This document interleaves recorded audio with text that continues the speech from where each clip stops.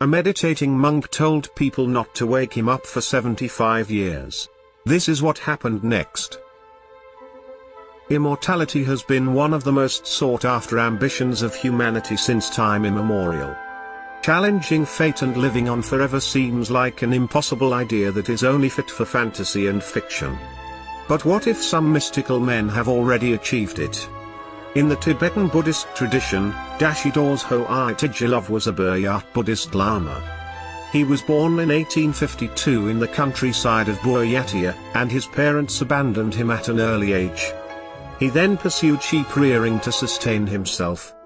At the age of 15, Tejilov joined the Aninsky monastery and began his spiritual education.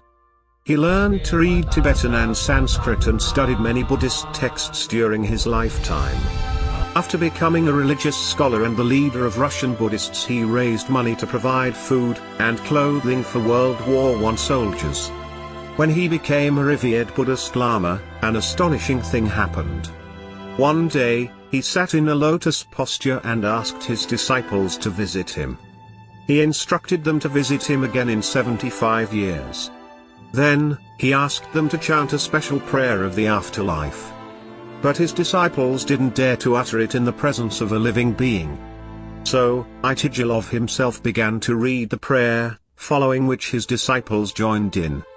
According to believers, Tejilov then began an endless meditation.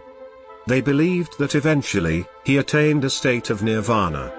In 1927, he was buried in a pine box, in the same lotus position that he had been sitting in. In 1957, the box was unearthed, and scientists couldn't believe what they saw. Tejilov's body was remarkably intact. Studies conducted on his body showed an astonishing observation. His body had no signs of decay. There was no smell, and his skin seemed intact. His weight had not changed much either. After a change of clothes, Tejilov was buried again, only to be unearthed in 1973. The body remained very much intact. Since 2005, all the studies on his body have been suspended due to the instructions of another Lama. Since 2002, Tejilov's body remains above ground permanently, behind a glass casing. The surprising condition of his body has become a matter of deep curiosity among scientists. However, Tejilov isn't the only monk who plunged into deep meditation. In 2015, scientists discovered another mummified monk in Mongolia, almost 200 years old. The monk was discovered in a lotus posture and covered in animal hide. Some Buddhist academics claimed that the monk was alive, in a deep state of meditation. The body was almost completely intact and seemed to be a Lama or a Tibetan Buddhism teacher. Another expert claimed that the monk might have been in a rare spiritual state known as Tukdam. Some believe that he might have been the teacher of Dashi Dorje Tejilov. The past and truth about both the monks remain a cryptic mystery. The quest for immortality hasn't escaped in any culture around the globe. Diane de Poitiers, who was a French noblewoman and courtier, was considered really beautiful. She became King Henry II's royal mistress and advisor. She practically controlled everything that happened in court. It is believed that she is the only royal mistress who managed to achieve such an intensive influence on the king. Surprisingly, even at the age of 50, Diane looked very young and beautiful. She was immortalized in several paintings and sculptures. But how did she manage to stay young? This secret was revealed several centuries later.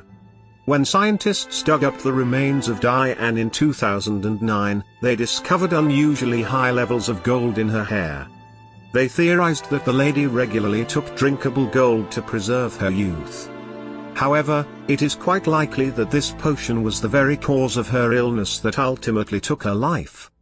Another man to strive for immortality was Alexander Bogdanov. Alexander was a Russian scientist, revolutionary, writer, and thinker. In his book, Alexander believed and wrote that transfusion from young people could help rejuvenate aging bodies. Many high-level officials supported his weird theory. At first, his experiments seemed to be quite successful. According to some witnesses, he himself experimented with his theory and started to look younger. But during his 11th attempt, Bogdanov's body rejected the treatment, and he lost his life. The idea of preserving the human body through cryonics eventually caught up with people. So far, more than 2,000 people have applied for cryopreservation procedures. So, the quest for immortality continues and remains a tantalizing mystery.